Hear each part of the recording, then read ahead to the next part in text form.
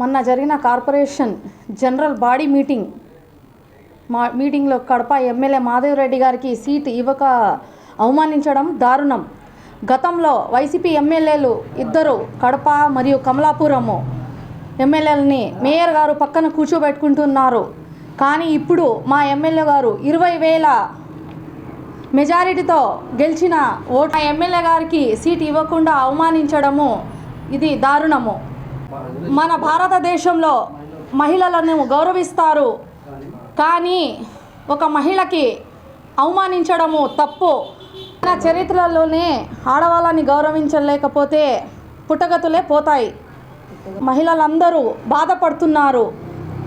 Kadapa YCP corporation అభివృద్ధి గురించి మాట్లాడుతుండగా అందరూ బైకాట్ చేసి బయటికి వెళ్ళిపోయారు. కడప ప్రజలందరూ ఈ మాటని గమనిస్తున్నారు. గత 10 సంవత్సరాల నుంచి వైసీపీ వాళ్ళు ఎవరెవరు ఎంత కార్పొరేషన్ సొమ్ము తిన్నారో వాళ్ళందరినీ ఇస్తానని మా మాధవిరెడ్డి గారు చెప్పడంతో అందరూ బైకాట్ చేసి వెళ్ళిపోయారు బయటికి. మా ఎమ్మెల్యే గారు ఈ 5 సంవత్సరాల్లో అభివృద్ధి చేసి చూపిస్తారని తెలియజేస్తున్నాను.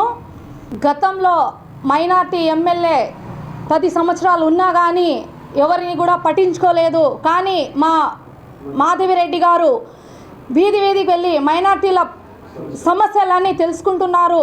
అందుకని అందరూ ఈ విషయాన్ని గమనించాలని కోరుకుంటున్నాను. మా మాధవి అక్క గురించి ఎవరైనా కానీ ఏం తప్పు మాట్లాడినా కానీ మేము ఒప్పుకుండేది ఉండదు. మా మాధవి అక్కకి మాకి అంత అనుబంధం ఉందని మాధవి అక్క కరెక్ట్గానే బాగా మాట్లాడుతున్నారు. కూర్చొని ఇవ్వకుండా వీళ్ళు అవమానం చేసినందుకు మేమందరం బాధపడుతున్నాము. కడప మొత్తం కదిలి వస్తుంది. ఎవరైనా కానీ మాధవి అక్క జోలికి వస్తే మేమందరము ఆడవాళ్ళందరూ ఎంతమంది ఉన్నారో అందరు కదిలి వస్తాము. మాధవి అక్కకి ఏమైనా కానీ ఒక్క మాట అయినా కానీ తప్పు మాట్లాడినా కానీ మేము ఒప్పుకునే పరిస్థితి లేదు. ఒక మహిళను గౌరవించడం చేతగాని మీరు మహిళలను ఎలా గౌరవిస్తారు?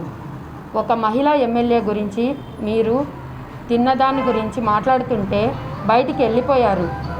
రాబోయే రోజుల్లో మీరు చేసిన అరాచకాలు ఎమ్మెల్యే తప్పకుండా బయటపెడుతుంది.